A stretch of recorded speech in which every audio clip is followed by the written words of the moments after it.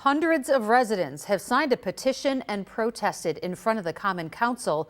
Now, 2 on Your Side's Liz Lewin is stepping up to ask the tough questions. So, Liz, how are city leaders responding? Well, good evening to both of you, Scott and Mary Alice. And I'll tell you, both the mayor and the president of the city council say they are very well aware of these noise complaints and agree it's a problem and it needs to be fixed. But what I learned tonight during that public hearing is the noise is not the only concern these neighbors have with this cryptocurrency site. There are other longstanding concerns that need answers. And these poor residents are suffering in the meantime.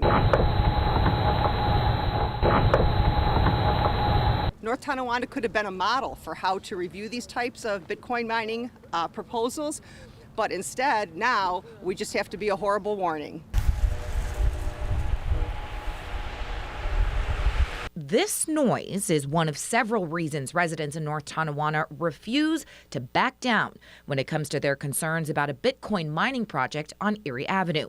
Those residents and their supporters made that very clear to the city's Common Council. Right now we have 300 signatures as of Sunday complaining that this is not something that they were notified of, that they were aware of.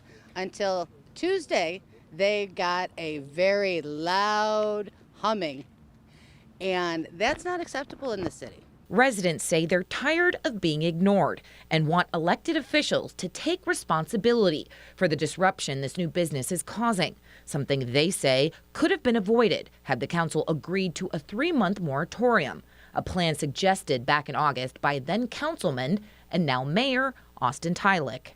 We had a council member, actually 2 of them, who advocated for a 3-month moratorium to give everyone enough time to fully research it. However, the moratorium was voted down 3-2. Common Council President Robert Pecoraro voted against the moratorium, which is why 2 on Your Side wanted to know why the project was rushed. How do you respond to the fact that your constituents are angry? I'm very disappointed in the fact that the noise is leaving the compound. It was my understanding that all the noise was going to stay on the compound. But the reality is it hasn't, and residents want to know why their health and well-being were not the priority. And things could have been done during that process that could have prevented this. Do you feel like you could have done that? I'm hugely disappointed that it's noisy. There should be no testing outside of their server locations, and I'm going to stop the noise. But how?